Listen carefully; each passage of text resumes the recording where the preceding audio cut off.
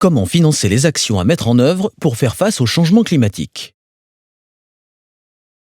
Pour faire face au changement climatique, tous les pays doivent réduire leurs émissions de gaz à effet de serre. En développant les énergies renouvelables ou en faisant de la rénovation énergétique des bâtiments. Ils doivent également s'adapter aux conséquences de ce changement, en construisant par exemple des digues pour faire face à la montée des eaux. Pour financer ces actions, il est nécessaire d'utiliser l'argent public, budget de l'État, collectivités ou banques publiques, mais également l'argent des investisseurs privés, banques ou épargne des particuliers. Il est donc essentiel que tous ces acteurs investissent dans des projets bons pour l'environnement et cessent de financer les énergies fossiles. Mais que peuvent faire les pays pour inciter les acteurs privés à investir pour l'environnement?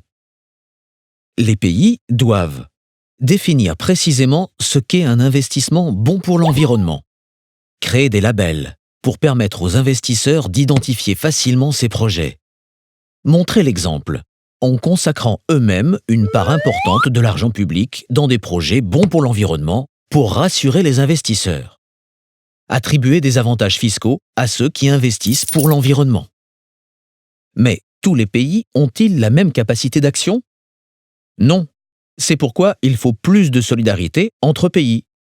Ainsi, les pays développés se sont engagés à mobiliser 100 milliards de dollars par an dès 2020 pour aider les pays en développement, notamment à s'adapter au changement climatique.